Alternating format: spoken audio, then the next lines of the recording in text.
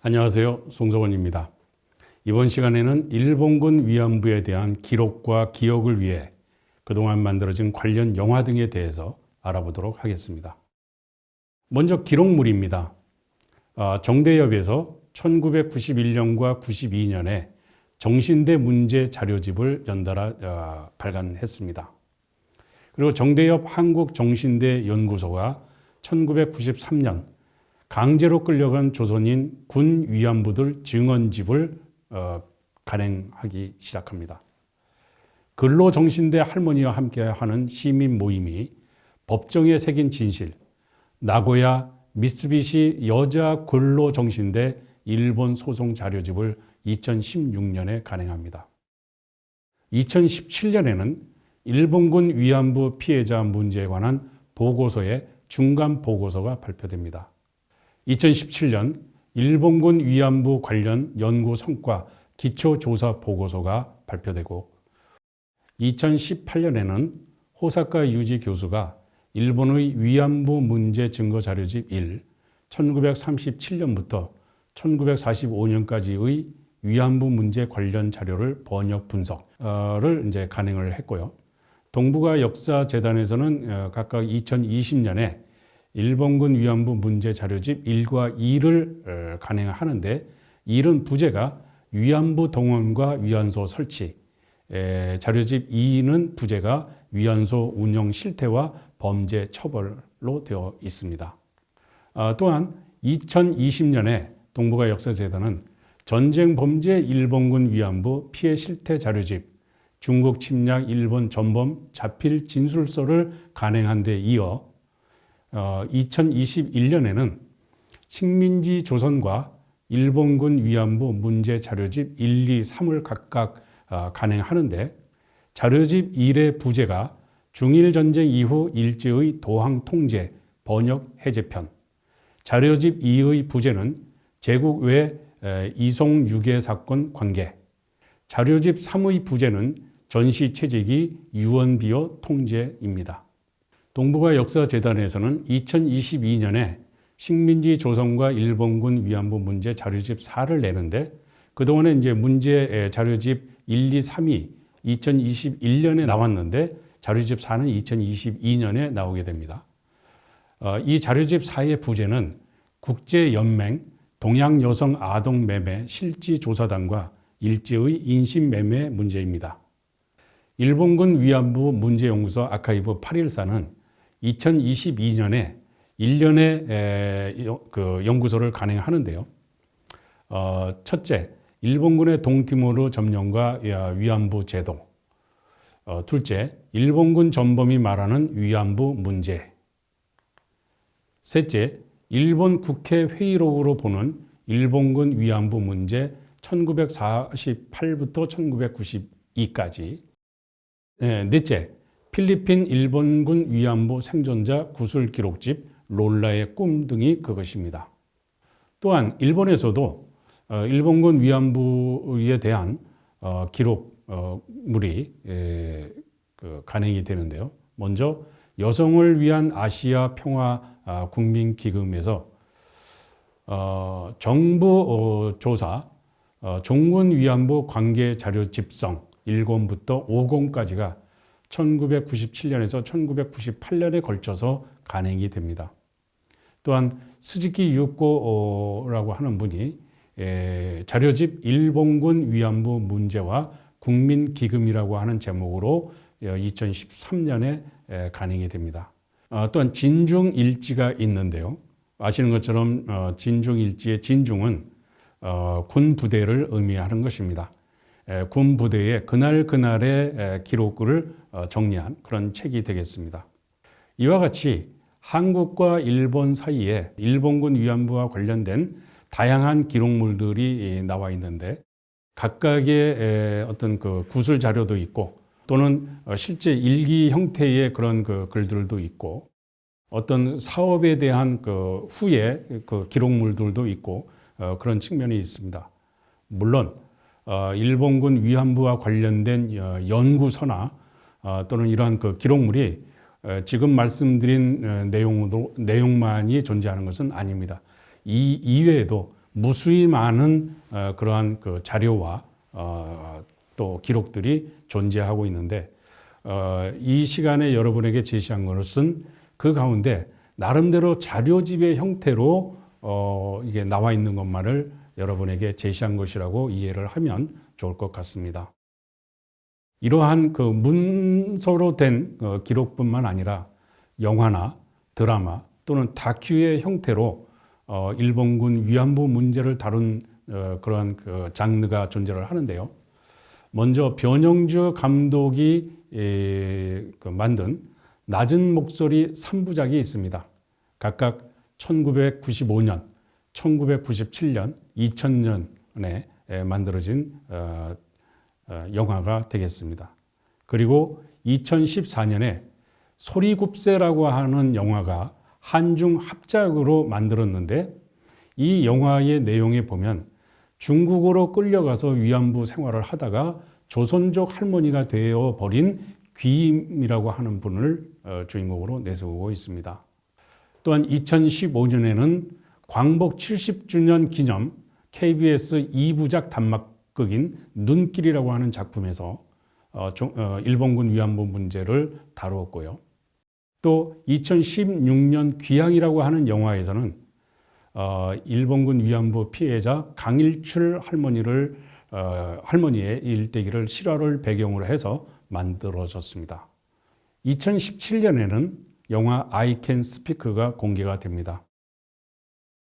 미 하원 위원회 청문회 증언이 있은 지 꼭 10년이 되는 해에 당시 청문회의 증언으로 참가했던 이용수 할머니의 실화를 배경으로 한 영화입니다. 이 영화를 홍보하는 스틸컷에 꼭 하고 싶은 말이 있고 듣고 싶은 말이 있다라고 하는 말이 있습니다. 우리는 여기서 얘기한 하고 싶은 말이 무엇이고 듣고 싶은 말이 무엇인지를 분명히 잘 알고 있습니다. 그러나 현실은 하고 싶은 말은 했지만 듣고 싶은 말을 아직 듣지 못하고 있는 상황이 아닌가 싶습니다. 부디 하고 싶은 말을 한 만큼 듣고 싶은 말까지 꼭 듣게 되기를 간절히 바랍니다. 2018년에는 허스토리라고 하는 영화가 만들어집니다.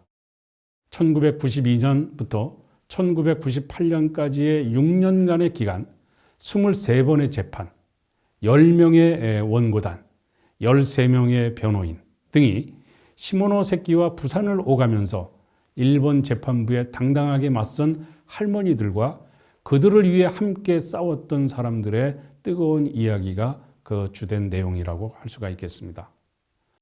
2019년에는 김복동이라고 하는 다큐멘터리 영화가 만들어지는데 일본의 사죄를 받기 위해 김복동 할머니의 27년간의 기나긴 여정을 다루고 있습니다. 희망을 잡고 살자. 나는 희망을 잡고 살아.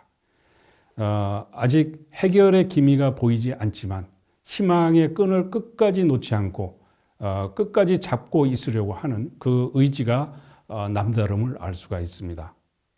코코순이가 2022년에 제작이 되는데요. 이것은 일본인 전쟁포로 신문 49번 보고서 1944년 8월 10일에 만들어진 이 49번 보고서의 허구성을 폭로하는 다큐멘터리 영화입니다. 이 49번 보고서에 의하면 일본군 위안부는 자발적인 매춘부다라고 하는 표현이 나와 있습니다. 위안부는 강제적인 것이 아니라 고용된 것이다라고 하는 텍사스 데디가 위안부 소녀상을 조롱하는 데서 얘기한 내용이라든가 또는 존 마크 램지어 교수가 위안부는 자발적으로 참여한 매춘부에 지나지 않는다라고 한 그 표현들이 모두 다 49번 보고서를 바탕으로 하고 있음을 알 수가 있습니다. 그런데 이 코코순이 영화의 엔딩 곡이 가수 이효리 씨가 부른 날 잊지 말아요라고 하는 곡인데 결코 잊지 말아달라라고 하는 그런 노래가 울림을 또한 주고 있는 그런 부분입니다.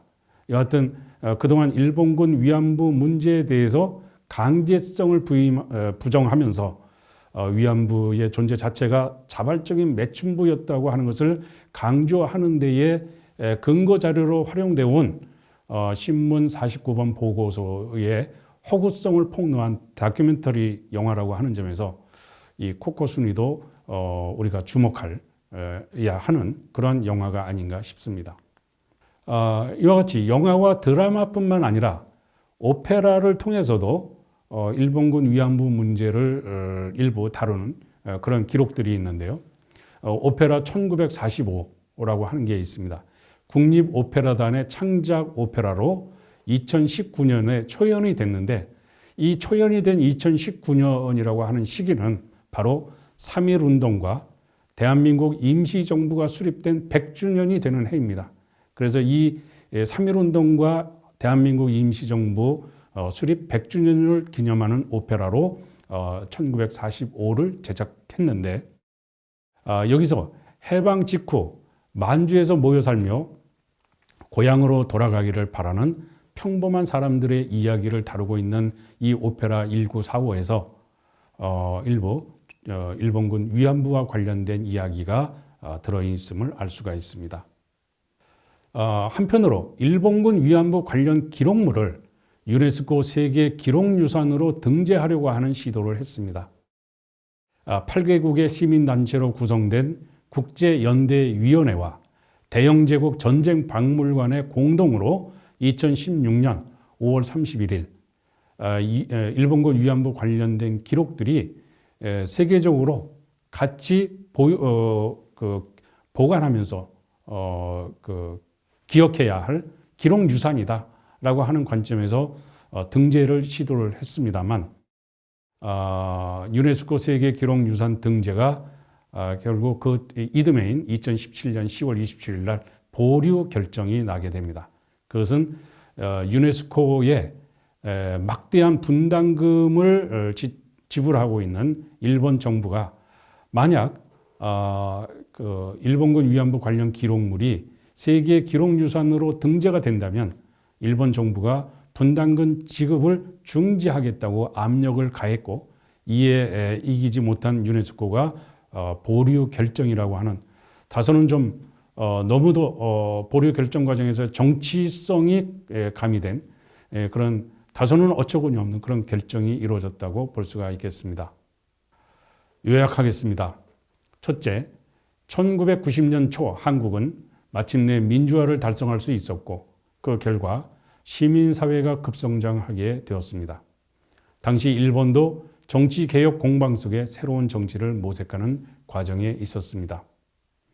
둘째, 김학순 할머니 증언 이후 일본군 위안부 문제의 진상규명을 위한 조사 연구가 이루어져 그 결과가 가토 다마와 고노 다마 등의 형태로 발표됐습니다.